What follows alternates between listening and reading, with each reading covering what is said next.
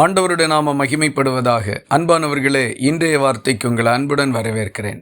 இன்றைய தியானத்துக்காக 57வது சங்கீதம் 2வது வசனத்தை வாசிக்க கேட்போம். எனக்காக யாவையும் செய்து முடிக்கப் போகிற தேவனாகிய உன்னதமான தேவனை நோக்கி கூப்பிடுவேன். தேவனுடைய மனுஷனாகிய தாவீது தன்னுடைய ஜெபத்தை குறித்து சொல்லும் பொழுது இப்படியாக சொல்லுகின்றார். தாவீதுக்கு தேவனை குறித்து இருந்த நல்ல ஒரு புரிந்து கொள்ளுதல் என்னவென்றால், எனக்காக எல்லாவற்றையும் செய்து முடிக்கிறது தேவன் மட்டுமே. நம்முடைய வாழ்க்கையில கூட மனிதர்களால் பல தீங்குகள் சம்பவித்திருக்கிறது. சில தீங்குகள் நம்மை வெகுவாக பாதித்திருக்கின்றது. சில கஷ்டங்கள் இன்னும் நம்மால் கடந்து செல்ல முடியாததாக வாழ்க்கையில் நிலைத்திருக்கின்றது. இப்படி ஏராளம் பிரச்சனைகளோடு முன்னே சென்று கொண்டிருக்கின்ற நம்முடைய வாழ்க்கையிலே தாவீதனுடைய இந்த புரிந்து கொள்ளுதல் ஒரு திருப்பு முனையாக காணப்படுகின்றது.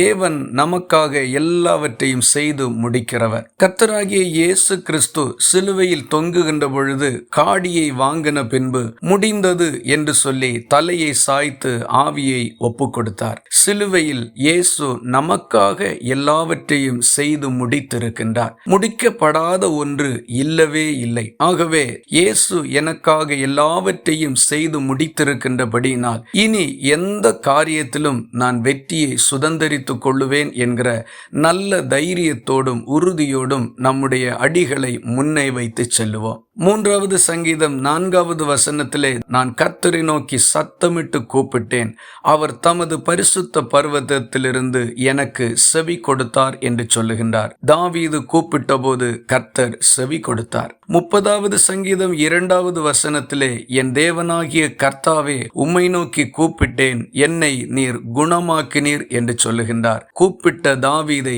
கர்த்தர் குணமாக்கினார். நெருக்கத்திலிருந்து கர்த்தரை நோக்கி கூப்பிட்டேன், கர்த்தர் என்னை கேட்டருளி விசாலத்திலே வைத்தார் என்றும் சொல்லப்பட்டிருக்கின்றது. ஒரு ஜெபம் நெருக்கத்தில் இருந்தவனை விசாலத்திலே கொண்டு வந்து வைத்தது. இதுவரைக்கும் பதில் இல்லாத நிலைமை உங்களுக்கு இருக்கலாம், அல்லது பலவீனத்தின் நிமித்தமாய் நெருக்கப்பட்டு காணப்படலாம், அல்லது மிகுந்த உபத்திரவத்தின் நடுவில் நீங்கள் இருக்கலாம். கர்த்தரை நோக்கி கூப்பிடுங்கள், அவர் உங்களுக்காக யாவற்றையும் செய்து முடித்திருக்கின்றார். சிலுவையை நோக்கி பார்த்த எந்த மனிதனும் பிழைத்து கொள்ளுவான். அவன் வெட்கப்பட்டோ மடிந்தோ போவது இல்லை. ஆகவே இயேசு நம்முடைய எல்லா காரியத்தையும் செய்து முடித்திருக்கின்ற சிலுவையை நோக்கி பார்ப்போம். ஒத்தாசை அங்கிருந்து நமக்கு உண்டாகும். நாமும் ஜெயிப்போம், பிழைத்து கொள்ளுவோம். இந்த வார்த்தைகள் இந்த நாள் முழுவதும் உங்களுக்கு ஒரு ஆசீர்வாதமாய் இருப்பதாக. ஜெபிக்கலாமா?